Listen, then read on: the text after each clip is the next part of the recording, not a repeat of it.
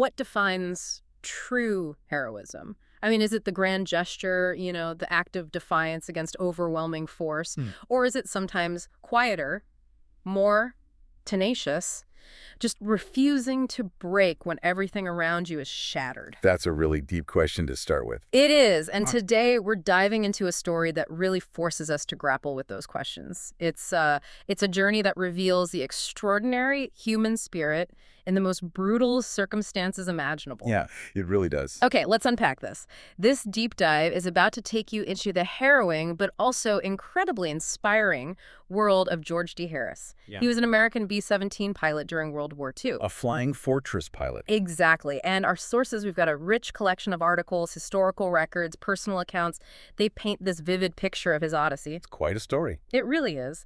We'll trace his path from, well, his challenging early flights over wartime Europe, then through one of the war's most brutal air battles. Black Thursday. That's the one. Then his capture and an astonishing, frankly unbelievable ordeal as a prisoner of war, which culminates in his remarkable survival. Right. So our mission today is really to extract the most impactful insights from these narratives. We want to understand the why behind his extraordinary survival and appreciate those, aha moments of human spirit, of camaraderie under just extreme duress. And you listening, you're going to get a shortcut to being well-informed about a truly remarkable individual. His story resonates far beyond just the battlefield, I think. Absolutely. It's a narrative that deeply personalizes the immense human cost of global conflict, doesn't it? It does. But also that incredible resilience that can emerge. We're going to see how Harris's journey, from the cockpit of a B-17 to the unimaginable conditions of a POW camp, reveals these profound layers of courage, adaptability, and the surprising power of collective human dignity. I, George D. Harris, the pilot's journey. So George D. Harris, B-17 pilot, a key figure in the United States 8th Air Force. His story really begins thousands of feet above the battlefields of WWII Europe. High-altitude bombing.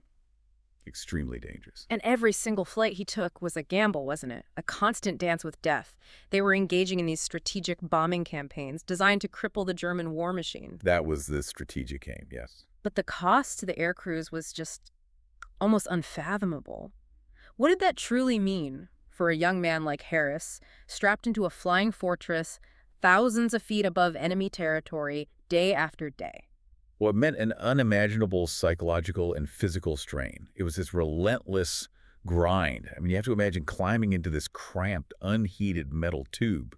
Temperatures could plummet to minus 50 degrees Fahrenheit, sometimes even colder. Minus 50, wow. Yeah, freezing. And the constant roar of those four powerful engines was deafening. It made communication incredibly difficult, even just within the crew, shouting over the intercoms. Right. Pilots like Harris spent hours enduring that freezing cold, breathing through oxygen masks that, well, they often froze right to their faces. Yeah. Their fingers would be numb on the controls.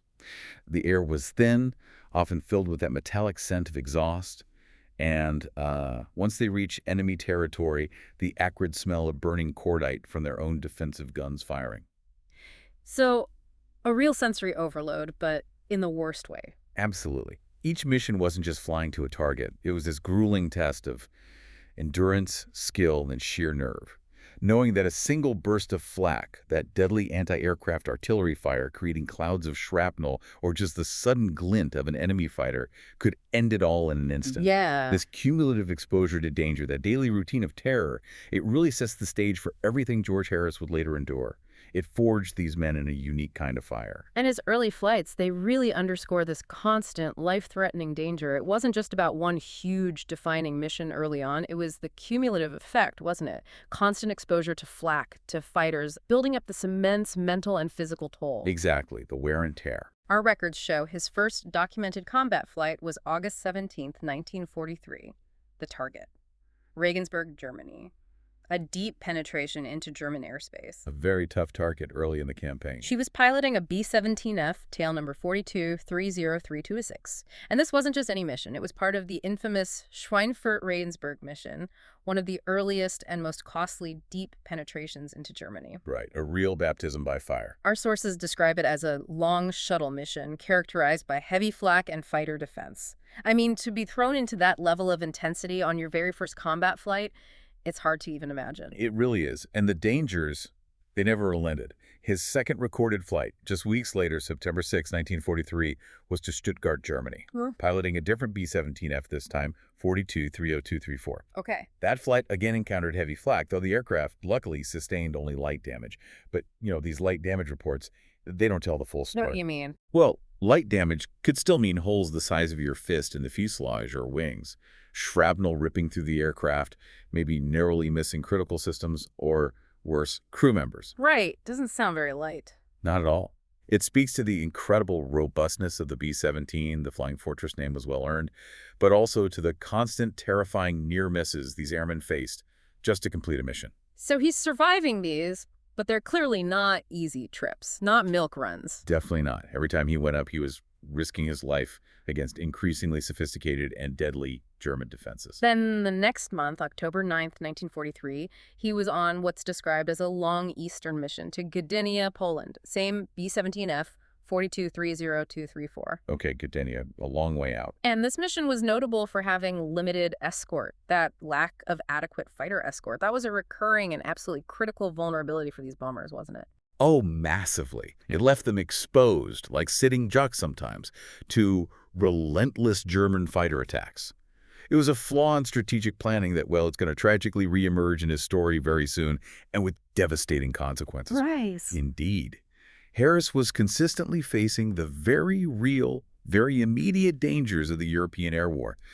These weren't isolated incidents. They were the norm for bomber crews in 43. Yeah. Each one of these entries in his flight log represents hours of terror, incredible skill, and frankly sheer luck that these airmen had to rely on just to make it back to base. It really gives you a profound sense of the courage it took to even climb into the cockpit day after day, knowing those odds were stacked against you. Extraordinary dedication, Yeah. a profound sense of duty, absolutely. 2 Black Thursday, the second Schweinfurt raid, October 14th, 1943. So that relentless gauntlet George Harris was running, facing these incredible dangers flight after flight, it was tragically culminating in one of the most brutal air battles of the entire war. It's right here that his personal story truly intersects with a pivotal and ultimately devastating moment in Allied strategic bombing efforts. October 14th, 1943, what became infamously known as Black Thursday, the second Schweinfurt raid. Black Thursday, a critical and ultimately catastrophic event for the USAF 8th Air Force. It was a sobering, bloody lesson in the immense costs of air power, especially unescorted daylight bombing deep inside Germany. And the strategic objective for this raid seemed incredibly clear at the time, didn't it? Oh, very clear on paper. Cripple the German war machine by bombing their ball-bearing factories in Schweinfurt. These factories were absolutely vital, or at least Allied intelligence believed they were. Right, the intelligence piece is key here. Hugely key. Mhm. Our sources tell us Kugelfischer produced about 22% of Germany's ball bearings. Vereinigte Kugellager Fabrik and Ocali Neda churned out another 20%, and Fickle and Sachs added another 1%. So a significant chunk of production concentrated there. Exactly. These weren't just parts. They were the literal gears of war. Essential for everything from tanks, aircraft, U-boat engines, even the precision sights on artillery pieces. The Allied thinking was, if you knock out ball bearings, German war production grinds to a halt. It sounds logical on the surface. It did. This mission was a direct outcome of the broader point-blank directive and the combined bomber offensive. Ball bearings were designated as the second most vital industry to target, right after the German aircraft industry itself. And they'd tried this before, hadn't they? The first Schweinfurt-Regensburg mission back in August. They had, and according to the wartime intelligence reports, that mission had supposedly achieved a 34% reduction in production. But that came at a devastating cost. Nearly 60 B-17s were lost in that initial raid. 60. That's huge. Enormous losses. It led to the postponement of any immediate follow-up raid. The Allies knew Schweinfurt was an incredibly tough nut to crack, heavily defended, deep in Germany, but they felt it was strategically essential. A calculated risk they were, unfortunately, prepared to take again. So after that first costly attempt, you'd think they'd have learned some hard lessons, right? Made significant changes for the second try. Well, they thought they had. The planners for the second raid did implement some changes. Supposedly, they added more fighter escorts, specifically the P-47 Thunderbolts. Okay, more fighters sounds good. And they planned to send the entire bomber force against Schweinfurt alone, rather than splitting the force like they did in August with Regensburg. The idea was to concentrate their strength, overwhelm the defenses. Makes sense. Strength in numbers. And And this is what's so chillingly fascinating here. Despite these seemingly improved plans, a series of, frankly, disastrous mishaps, combined with the ever-increasing efficiency of German anti-aircraft defenses and their formidable fighter arm, it all led to an unmitigated disaster for the USAF. A strategic gamble that failed spectacularly. Hot relief. The numbers from that day, they just tell an undeniably grim story. They highlight the sheer scale of the catastrophe. You really do. Of the 291 B-17 Flying Fortresses sent on the mission, a staggering 60 were lost outright over enemy territory. Just gone. 60 heavy bombers. That's nearly a quarter of the attacking force. Yeah. Wiped out. And it gets worse. Another 17 were so heavily damaged they were basically write-offs upon return, Yeah. damaged beyond repair. And 121 more came back with varying degrees of battle damage, limping home with holes ripped in them, engines shot out. So in total, you're looking at over 26% of the attacking force either destroyed outright or severely crippled. A devastating blow. And the human cost, even more staggering, if that's possible. Yeah, the aircrew losses were horrific. Out of approximately 2,900 aircrew who flew that day, 650 were lost. Killed, wounded, or captured. 650 men in one day on one mission. It's a staggering 22% casualty rate. In stark military terms, it was a clear German victory. The Luftwaffe had effectively, at least temporarily, denied the USAF air superiority over Germany. And the impact on specific units must have been shattering. Oh, absolutely horrifying. The 306 Bomb Group, for instance, lost 100 men, 35 killed, 65 captured. The 305th Bomb Group suffered even more, losing 130 men. That was 87% of its entire contingent on the mission. 36 killed from that group alone. 87%. Just decimated. These weren't just statistics. These were entire crews, friends, entire squadrons virtually wiped out in a single afternoon. It left profound, lasting scars on the 8th Air Force. So what went wrong in the air? The air battle itself sounds like it was just chaos. It was brutal. The bomber formations were spread out and vulnerable right from the start, partly due to bad weather, which hindered their ability to fly in those tight, mutually supporting combat box formations. Explain the combat box again quickly. Right, it was a highly coordinated arrangement, sort of staggered vertically and horizontally, where each bomber's defensive machine guns, they had .50 calibers, pointing in almost every direction, could overlap and cover its neighbors. It created this devastating collective field of fire against attacking German fighters. Like a flying porcupine of guns. Pretty much, yeah. Without that tight formation, they were more isolated, easier targets for the fighters to pick off one by one. Okay, so the weather messed up the formation. What else? The escorts. Ah, the escorts. This is critical. The fighter escorts, Ki-47 Thunderbolts, powerful American fighters, inexplicably did not use drop tanks. Drop tanks. Those are the external fuel tanks, right? Exactly. Auxiliary fuel tanks they could attach externally and then jettison, or drop, once empty. They dramatically extended a fighter's operational range, its endurance. So no drop tanks meant? It meant the P-47s could only escort the bombers for the initial leg of the journey, typically only for about an hour or so after crossing the enemy coast. This left the bombers dangerously exposed, completely alone, deep in German airspace for the most critical parts of the mission approaching the target, bombing, and especially trying to get home. That sounds like a massive oversight. It was catastrophic. And to compound this, one entire fighter outfit was apparently diverted to a spoofs mission, further reducing the actual escort available. It was just this series of planning and execution failures that created a perfect storm of vulnerability for the bombers. And the German Luftwaffe? They were ready. Oh, they were ready and waiting. Under skilled commanders like Adolf Galland, they were keenly aware of these vulnerabilities. Jägerschwader 3 Udet intercepted the bombers early on. The P-47s actually had some initial success there, shooting down 7 German Briefhoff 109s for the loss of just 1 P-47. Okay, small victory early on. But as the mission progressed deep over the Netherlands and into Germany, elements of 2 more formidable Luftwaffe fighter wings, JG-1 Osa and JG-26 Schlageter, launched repeated ferocious attacks, wave after wave. Relentless. And here's a detail that adds another layer of horror. German fighters were able to land, refuel, rearm, and take off again multiple times. They came back to attack the B-17s after they had already dropped their bombs. Oh, wow. When they were most vulnerable trying to get home. Exactly. They were slower, often damaged, crews exhausted, probably low on ammunition for their own guns. JG-11 alone shot down 18 B-17s in those post-bombing attacks. It was a truly relentless, suffocating onslaught, from start to finish. And they had new weapons too, didn't they? Those rockets. Yes, that added significantly to the bomber's vulnerability. The widespread use of the BR-21 unguided standoff rockets by Luftwaffe wings like JG-1 and JG-11, these were large rockets, typically 210 millimeters, launched from tubes under the wings. Unguided. How did they work?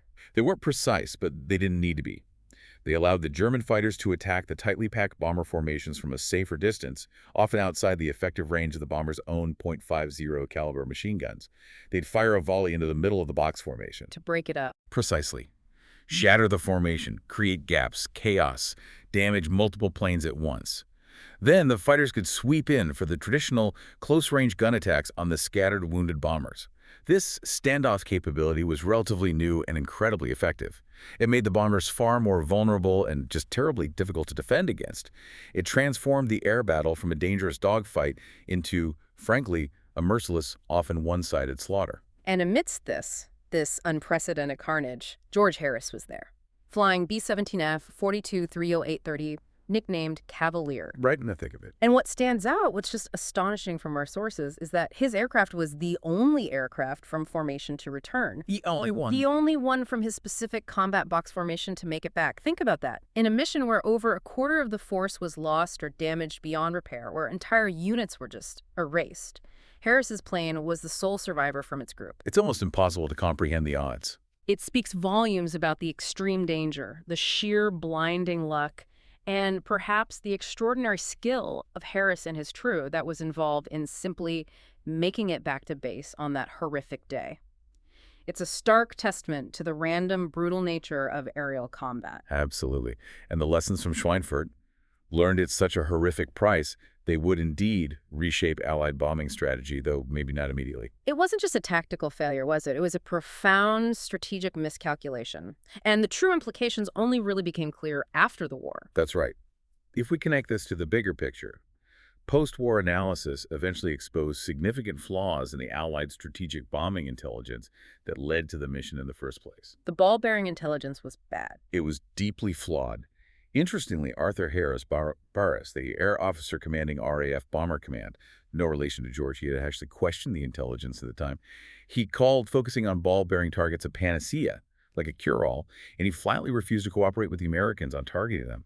He thought it was a waste of bombs and lives. And he turned out to be right. He did. Post-war analysis proved his objections were spot on. Germany had already built up enormous reserves of ball bearings, and they were getting critical supplies from across Europe, Italy, Sweden, Switzerland, effectively bypassing the specific German factories being targeted. So even if the raid had completely flattened those factories, it wouldn't have achieved much in the short term. Production was halted, but only for about 6 weeks. Germany simply relied on its existing inventory, and crucially, they had already wisely dispersed facilities to reduce the risk from bombing. They were far more resilient in this sector than Allied intelligence had anticipated. So all those lives lost, all those planes, for 6 weeks of disruption. Pretty much. Despite General Henry H. Hampap, Arnold's wartime claim that the loss of 60 bombers was incidental, which is just unbelievable when you think about it. The reality was stark. The sheer scale of the losses on Black Thursday effectively suspended unescorted daylight raids deep into Germany until Big Week in February 1944. 4 months. A full 4 months. That suspension clearly demonstrated the real devastating impact of the raid's failure. It showed the 8th Air Force had, for the time being, lost air superiority over Germany and had to rethink its entire approach. It's such a stark contrast, isn't it, to other strategic bombing campaigns that did work later on. Absolutely. Like the successful oil campaign later in the war, from mid-1944 onwards, which ultimately starved the Wehrmacht of fuel. That showed strategic bombing could be devastatingly effective when the targets genuinely represented a critical bottleneck in the enemy's war machine, and when you had long-range fighter escorts like the P-51 Mustang. Right. The Mustang changed everything. It did. But in the case of Schweinfurt, in October 43, the intelligence was flawed, the escorts weren't sufficient, and the human cost was just horrific. A truly painful lesson in the brutal learning curve of aerial warfare. Third, the last mission in capture, December 2010, 1943. So after surviving Black Thursday, that absolute inferno in the sky, you might think George Harris would be done, maybe rotated home, given a break. You'd certainly hope so. The psychological toll must have been immense. But he kept flying. He continued his missions, demonstrating this incredible resilience, day after day, facing the same terrifying odds. It's just a testament to the iron will and dedication of these airmen. His continued operational tempo after an experience like Black Thursday is truly remarkable. Our sources meticulously document his subsequent flights, showing his participation in the air war was relentless. It wasn't a one-off event. And for many of his later missions, he piloted a specific B-17, didn't he? Miss America. That's right, Miss America. And a quick but important note here for historical precision. While some initial documents might list it as a B-17F model, our sources explicitly correct this. Miss America was actually a later B-17G model. Ah, the G model with the chin turret for forward defense. Exactly, a key improvement. This detail just showcases the kind of precision modern historical research aims for, making sure we get the facts right. Good to know. So Miss America saw a lot of action with Harris at the controls. It did. For instance, on November 16, 1943, he flew what was described as the longest mission in Harris's career, all the way to Rjukan, Norway. Corway. What was the target there? Heavy water production. Precisely. Targeting the Norsk Hydro plant involved in the German atomic research program. On this flight, they not only faced the potential for enemy interception over that huge distance, but also severe weather conditions. So not just the enemy, but nature trying to kill you too. Absolutely. Yeah. Imagine flying such an immense distance over the North Sea, hostile territory, dealing with icing, turbulence, maybe zero visibility.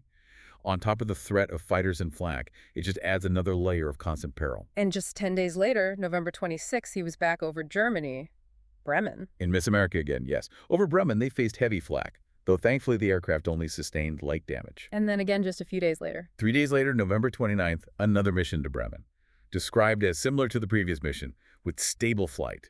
This just highlights the relentless, repetitive nature of these bombing raids, the constant exposure. It wasn't just individual heroic moments, was it? It was the daily grind, the constant psychological pressure of knowing your next flight could absolutely be your last. And yet they kept going up. Incredible. So all this flying, all this danger, it was building towards something. December 27, 1943. Harris embarked on what would be his final mission as a free man. The end of his combat flying career, though he didn't know it then. The primary target was Osnabrück, Germany. But due to bad weather and navigation problems, common issues, Münster was attacked instead. And it was over Velsen in the Netherlands on the way back Right, heading for home. that Miss America was hit. A brutal combination, again, of concentrated flak and relentless fighter attacks. The bomber was crippled. Critically damaged. And George D. Harris, at a staggering 7 kilometers height, that's over 22,000 feet, had to make that desperate decision. Bail out. Jumping into the freezing cold, thin air from that altitude. Terrifying. And what happened next, according to our sources, is a truly tragic yet profoundly heroic act. It is. It speaks volumes about Harris's character, his leadership, even under the most extreme duress imaginable. As the plane was going down, likely spiraling, chaos all around, he didn't just focus on saving himself. What did he do? Our sources detail how Harris actively helped his turret gunner, maybe the ball turret gunner, often a difficult position to exit quickly, who was trapped or struggling to escape the dying plane. Wow, in those final moments. In the chaos and urgency, the freezing cold, the G-forces pulling at you, ensuring a crewmate's survival before your own, that's an act of immense selflessness, incredible bravery. It highlights the deep bonds forged in these bomber crews. They were truly brothers in arms. But the outcome, Yeah, it was just heartbreakingly cruel. it was. His colleague's parachute, tragically, failed to open. Oh, no. He was the only one who didn't survive from the crew of Miss America that day. A devastating loss, especially right after Harris's heroic act to try and save him. So the rest of the crew, including Harris, they managed to bail out successfully. They did, but their ordeal was far from over. They landed in occupied territory and were subsequently taken prisoner of war. And Harris himself, who captured him. He was captured by the SS, the Schutzstaffel. The SS, not the regular German army, the Wehrmacht, or the Luftwaffe. No, the SS, Yeah. the Nazi Party's paramilitary organization, known for their brutality and ideological fanaticism. Being captured by them immediately signaled the beginning of a terrifying new, brutal chapter for Harris. Far from the skies he commanded, he was now entering a nightmare of uncertainty and extreme danger. 4. A prisoner of war. Heroism and survival against all odds. That capture by the SS, it just raises a chilling question, doesn't it? What does it truly take to survive the sheer brutality of German POW camps, especially when you were a Jewish American in Nazi Germany? It puts him in an entirely different category of danger, doesn't it? The peril he faced was far beyond what most other Allied prisoners of war encountered, terrible as their conditions often were. The sheer randomness of who captured you, Wehrmacht, Luftwaffe, or SS, could literally determine your fate. Right. And our sources, they don't mince words about his experience. They explicitly state that George Harris, in captivity, went through hell. Hmm. His experience embodied everything you expect of a prisoner of war, to the extent that, apparently, films made later about POW experiences drew from situations that Harris himself actually endured. So his reality was as bad or worse than the fiction depicted later. It wasn't just confinement, it was a daily struggle for survival. Acute deprivation, food, water, medical care practically non-existent. Constant fear, the pervasive threat of violence from guards. The psychological toll alone, stripped of dignity, basic human rights, it would break most people. Absolutely. But Harris, as we're seeing, was different. He had this core of resilience. He was initially held in Stalag 17. That name might ring a bell for some listeners from the play and the movie, often depicted as a pretty grim, oppressive place. And likely accurately so. These stalags, Stammlager Luft for Air Force prisoners varied, but none were pleasant. But Harris wasn't just a passive prisoner, was he? Even behind barbed wire, he was a man of action. He absolutely was. He demonstrated incredible initiative and courage, becoming actively involved in resistance and escape efforts within the camp. What kind of things? Our sources confirm he helped dig tunnels to escape. A notoriously grueling, claustrophobic, and incredibly dangerous undertaking. Constant risk of cave-ins, discovery. Yeah, you hear stories about the tunnel digging, exhausting work. And he even helped make illegal radios, secretly building crystal sets or more complex radios to listen to BBC broadcasts. So not just about personal freedom, but maintaining morale, getting real news about the war's progress. Exactly. Gathering intelligence, keeping hope alive, continuing the fight against the Germans in whatever small way they could, even from within their own camps. It was a vital form of resistance. But that kind of audacity, trying to escape, building radios, it must have come with severe consequences if caught. Oh, absolutely. His first escape attempt, the sources say it misfired. He was caught. Yeah. And the punishment was brutal. 30 days in solitary confinement. 30 days. What would that have been like? Unimaginable, really. A tiny, probably unheated cell, often complete darkness or near darkness. Minimal food, barely enough to survive. No human contact. It was designed to break a man's spirit, psychologically and physically. And yet, it didn't break Harris. Oh, apparently not. His persistence is just astounding, because later, after being transferred to another Stalag camp, he escaped again? He tried again after 30 days in solitary. He did. He got out, but was unfortunately caught again. But the fact that he kept trying repeatedly, even after such severe punishment, it speaks volumes about his indomitable will, his absolute refusal to submit. He was a truly defiant spirit. This next part of his story, though, it just pushes the boundaries of human endurance and, frankly, luck. It's almost unbelievably harrowing. It really is. His refusal to give up, escaping, being caught, solitary, astounding. But then our sources say he was actually put before a firing squad. Yeah. Yeah. That detail is just chilling. Can you paint a picture of that moment? What do the sources tell us about how close he came and what saved him? It's a moment that almost defies belief. Host, he was, according to the accounts, marched out, placed before a German firing squad, undoubtedly facing what he absolutely believed were his very last moments on Earth. Just waiting for the order. Exactly. And the sources describe his life being spared at the last moment, a reprieve, literally from the jaws of death. And it came from an unlikely source, a German captain. A German captain intervened. Yes. In this stunning act of individual humanity, right there amidst the systemic barbarity of the Nazi regime, this captain intervened. And what possibly motivated him? Our sources reveal a poignant detail. This captain apparently had an American wife and children. Wow, a connection. The flicker of connection, yeah. Yeah. A humanizing element in this completely dehumanizing landscape. This single person chose humanity over ideology, perhaps over direct orders, in that moment of extreme barbarity. It's such a striking contrast to the systematic cruelty all around them. It really highlights that even in the darkest times, these sparks of decency, of individual conscience can emerge. Reminders that not every single person bought into the regime's hate. Absolutely. A truly remarkable, life-saving intervention. But that moment, as incredible as it is, it also underscores the underlying constant peril of his situation. We mentioned it before, but it's crucial to emphasize. His Jewish background made his survival in German captivity uniquely life-threatening. Constantly. It wasn't just about enduring the general hardships of being a POW. It was this constant heightened fear of discovery, of being singled out for even worse treatment, torture, or summary execution simply because of his heritage under Nazi ideology. Every moment, every roll call, every interaction with a guard must have carried this unique, terrifying burden.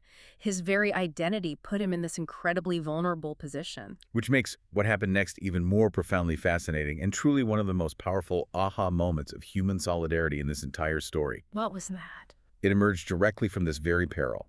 Our sources describe a truly remarkable, almost legendary moment. During a daily roll call appel, they called it the German Guards, possibly SS again, issued that chilling order.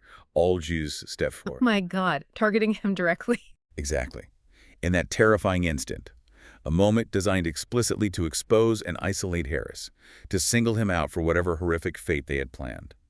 Something truly extraordinary happened. What did the other prisoners do? The response from his fellow prisoners, American, possibly other Allied airmen too, was overwhelming. The sources state that all prisoners took a step forward to protect him. All of them. Every single man stepped forward. Every single one. Can you imagine that? Hundreds of men, in unison, taking that one step forward. That's incredible. That's not a subtle gesture. That's a profound collective act of defiance, standing shoulder to shoulder against the SS, against Nazi ideology itself. It was a direct challenge to their attempts to dehumanize and divide. Imagine the moral courage required for every single one of those prisoners to put their own life at immediate risk, because defiance like that could easily have gotten them all shot to protect one man. What does that specific act tell us about humanity under that kind of extreme duress? It tells us something absolutely fundamental, I think, about the potential triumph of human decency, Host. This wasn't just about protecting George Harris, the individual. It was about upholding a fundamental human dignity. It was a direct, collective rejection of the dehumanizing intent of their captors. Right. It demonstrated that even when stripped of everything freedom, possessions, often even their names reduced to numbers, those bonds of shared humanity, of comradeship, could forge an unbreakable wall against pure evil. It's a powerful aha moment, isn't it? Absolutely. It tells us something profound about collective resistance, about the enduring power of unity, and about that inherent moral compass that can guide people even in the most hellish conditions imaginable. It's a testament to the idea that even in the most brutal environments, the spirit of comradeship and defiance can shine brighter than any darkness the enemy can throw at them. Just an incredible story. The end of the war, an enduring legacy. So as the war finally, agonizingly, drew to a close in early 1945, you'd think the suffering for prisoners like George Harris might be over. Liberation must be close. You would hope. But for many, the worst was actually yet to come. How so? Well, with Allied forces advancing rapidly from both the East, the Soviets, and the West, the Americans, British, and others, the Germans became desperate. In a final brutal attempt to prevent the liberation of their prisoners, and perhaps use them as bargaining chips or just keep them out of Allied hands, they forced countless POWs onto the roads. Including Harris. Including Harris. They were forced to march in what became known, chillingly, as the Death Marches, often heading vaguely towards the shrinking interior of Germany, maybe towards Berlin or other central points. Death marches, what did that entail? It was a brutal forced evacuation of the POW camps, often in the dead of winter 1945. These marches stretched for hundreds of miles, through snow, freezing rain, mud, with totally inadequate food, water, or shelter. Many prisoners, already emaciated and weakened by years of captivity, simply perished along the way. How did they die? They succumbed to exhaustion, starvation, disease, exposure to the brutal cold. Or sometimes they were shot by guards if they couldn't keep up. It was a final, horrific ordeal. And Harris endured this too, after everything else. He barely survived it, Host. Our sources say he barely survived this final, grueling ordeal. These death marches were often the last cruel twist for men who had already pushed past every conceivable physical and mental limit. It's almost impossible to fathom. Picture thousands of these emaciated men shuffling through snow and mud, rags for clothes, leaving a literal trail of the dead behind them. To come through not only the brutal aerial combat, the terror of Black Thursday, the harrowing bailout, the capture by the SS, the deprivation and torture of the POW camps, the escape attempts, facing a firing squad, and then these desperate, starving, forced marches. It speaks to an almost unbelievable inner fortitude. A sheer, almost animalistic will to live that very few possess. It's a testament to raw, defiant survival against truly impossible odds. It's frankly a miracle he made it through. And against all those odds, after everything, George D. Harris did survive the war. He made it. He made it. And after returning home to America, he didn't just survive, he really thrived. He embodied the resilience of that entire generation, the greatest generation. How so? What did he do after the war? He built a family in America, which is such a poignant and powerful symbol, isn't it?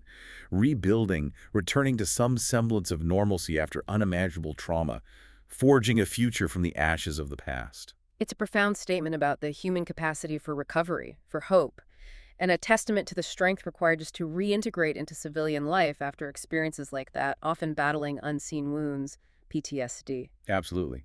And his family, as our sources rightly state, should be very proud of him.